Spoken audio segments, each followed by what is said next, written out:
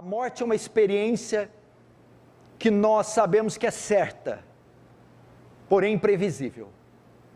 E se hoje for o seu último culto, a sua última noite, o seu último dia, como estará a sua alma? Em Amós está escrito: prepara-te, ó Israel, para encontrar com o teu Senhor. Você está preparado para encontrar com o teu Senhor? Você está preparado para se colocar de pé diante daquele tribunal e dar conta das suas obras? O que será de você se Ele te chamar essa noite? Você deveria estar preocupado com isso. Você tem uma vida só.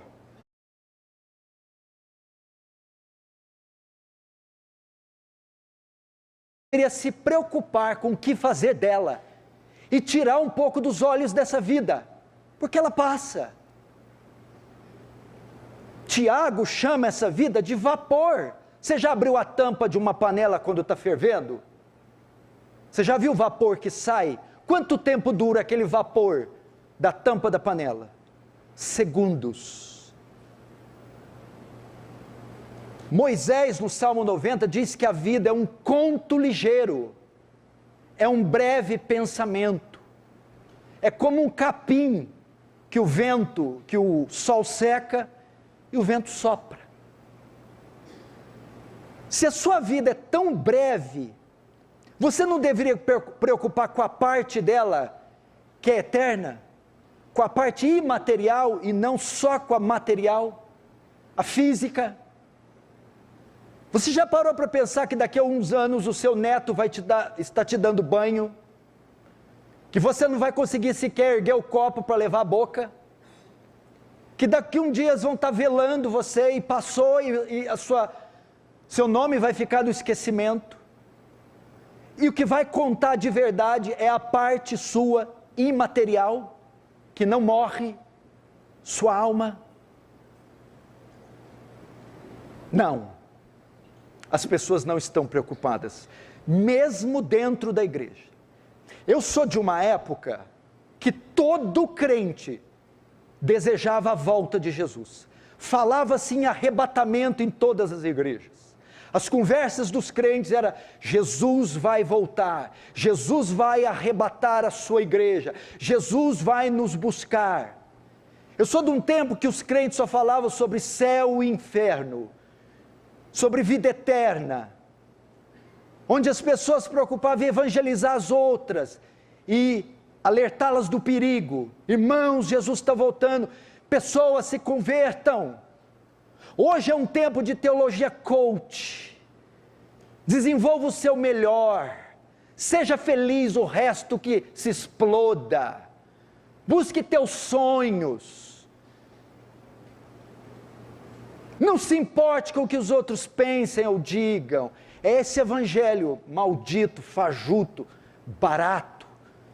E as pessoas esqueceram da mente, o senso da eternidade saiu da mente delas.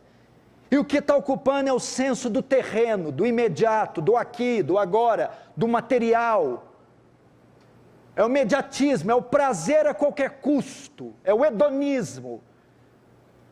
O prazer por uma picada na veia, o prazer por uma pedra de crack, o prazer por um cigarro de maconha, o prazer pelo orgasmo imediato, pelo sexo, pelo casamento, divórcio, segundo, terceiro, quarto, quinto, pelo carro, a troca, beleza, a mudança cirúrgica, estética.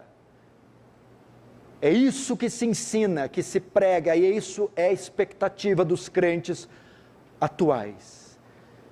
Mas eu entrava em casa de cristãos na década de 90, 80, e via-se quadros com versículos. Quadro dos dois caminhos, a porta larga e estreita, quadros da Arca de Noé, hinos eram cantados em disco de vinil, hinos antigos, bíblicos. As irmãs oravam antes da refeição, liam textos, tinham temor, e todos esperavam a volta de Jesus e a salvação. Conheci um homem que na sua radicalidade dormia de social, com camisa de botão, abotoada até nas mangas. E eu perguntei, senhor Bento, por que o senhor dorme assim? E eu tinha 13 anos. Ele disse, se Jesus voltar, como é que eu vou me apresentar a ele? Claro que ele não tinha uma noção de como ele ia se apresentar, mas ele está mostrando com isso reverência. Hoje, você está preocupado com isso? Com o que Jesus disse? O que aproveita o homem ganhar o mundo inteiro e perder a sua alma? Ou ele pior, ele diz, o que dará o homem em troca da sua alma? Você esqueceu dos sinais? Você não está vendo a mudança desse mundo? Eu estou convencido que Jesus está voltando.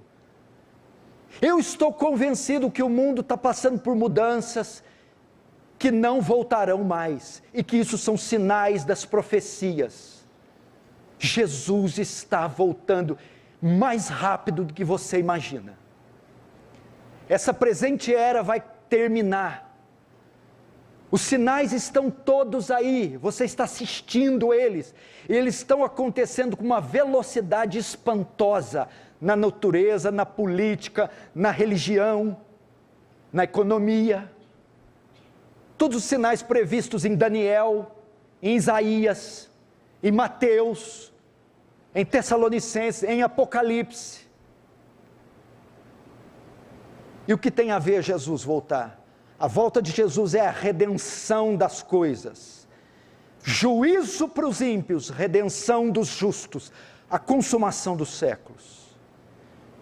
O que vai adiantar todo esse tempo gasto nisso que você está gastando? Quando Jesus voltar, que vai adiantar o seu coração estar aplicado onde está aplicado dessa forma, se Jesus está às vésperas, seria tolice, não seria tolice, alguém gastar o seu dinheiro comprando um Cadillac, sabendo que daqui 20 horas viria um dilúvio varrendo a terra.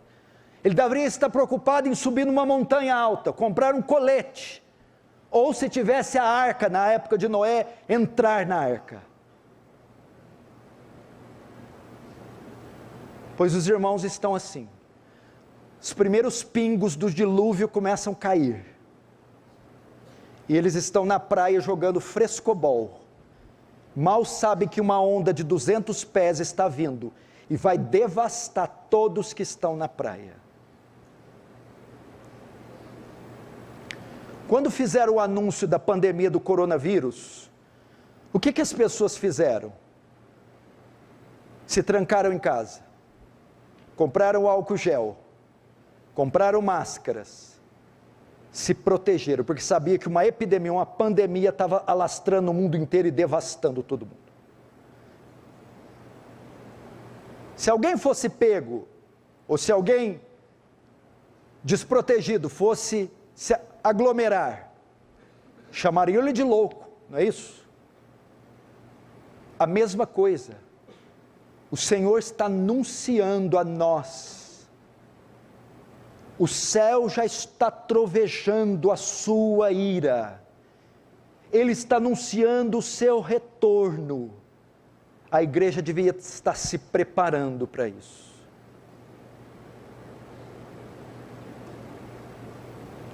Não seria tolice gastar seu dinheiro, seu corpo, seu tempo, suas convicções, seus talentos, seus dons, com aquilo que não vai refletir na eternidade, se ela está a um passo de nos alcançar? Como está a sua vida? Você diz, não, mas eu entrei aqui cheio de sofrimento, problemas, dívida, tristeza. Não, você não entrou aqui assim. Você não sabe o que é sofrimento. Sofrimento não é dívida. Sofrimento não é doença. Sofrimento não é divórcio. Sofrimento não é ficar sozinha querendo marido. Sofrimento é o pecado. Esse é o grande mal da sociedade. E essa é a grande causa de toda, é a origem de todo o sofrimento. E as pessoas estão colocando os olhos na coisa errada. Critica o governo, critica o salário mínimo, critica a professora, critica isso, critica aquilo. A origem de tudo que é ruim é o pecado. O seu grande problema essa noite é o pecado. Você herdou o pecado de Adão. Esse é o seu grande mal. Você precisa abrir seus olhos para isso. A palavra pecado no grego quer dizer hamartia, quer dizer perda da marca ou errar o alvo. Nós erramos o alvo, nós estamos aquém daquilo que Deus determinou. Nós erramos, nós não conseguimos acertar com Deus.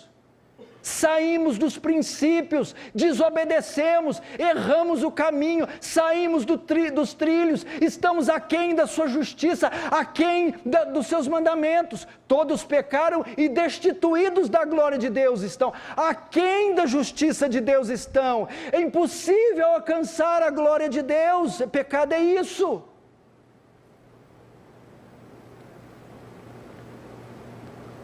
Nós erramos o caminho. Erramos o alvo, falhamos em cumprir sua lei, em obedecê-lo, em andar debaixo do seu elevado padrão. E quais as consequências do pecado? Romanos 6, 23, porque o salário do pecado é a morte, haverá punição severa para o pecador. Hebreus 2 diz que toda transgressão recebeu justo castigo. A Bíblia diz em Êxodo 34 que ele não tem o inocente, o culpado por inocente. Que do céu manifesta sua ira contra a impiedade dos homens. E esse é o nosso problema, é o pecado. Ele nos afastou de Deus. E por que o pecado é tão grave? Por causa da sua santidade. Deus não é como nós, Salmo 50, Deus é santo. Santidade fala de duas coisas. Primeiro, da impecabilidade de Deus, não há mancha em Deus, não há erro em Deus, Deus é puro, intensamente puro, livre de mancha, mácula, iniquidade ou pecado. Deus não pode pecar, Ele é puro. Abacuque 1,13 diz, tu é tão puro de olhos que não pode contemplar o mal, não pode, ele tem aversão ao impuro, aversão ao mal. E segundo, santidade fala da sua perfeição moral, não há erro em Deus, equívoco em Deus, falha em Deus, Ele é perfeito em tudo que é e tudo que faz, e é intensamente puro.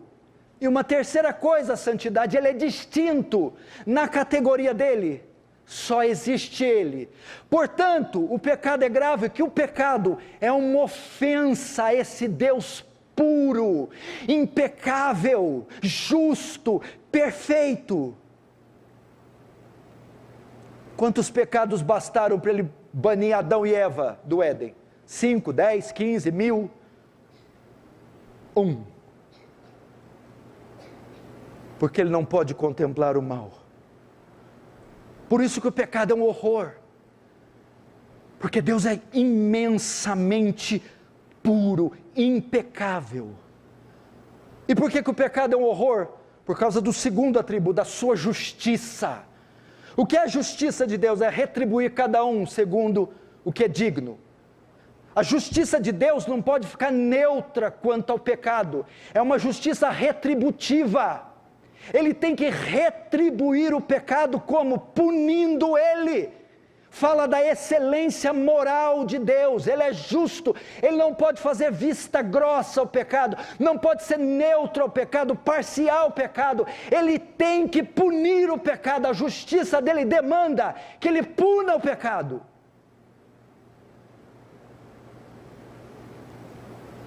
Ela não é neutra, ela não é como a nossa Suprema Corte. Ela é digna da mais alta honra. Por isso ele tem que punir. E quem ele vai punir?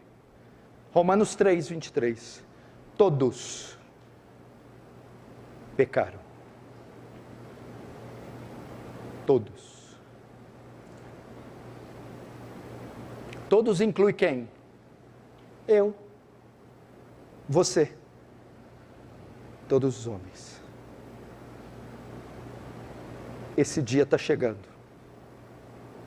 De Deus requerer contas de cada pecado praticado pelo corpo.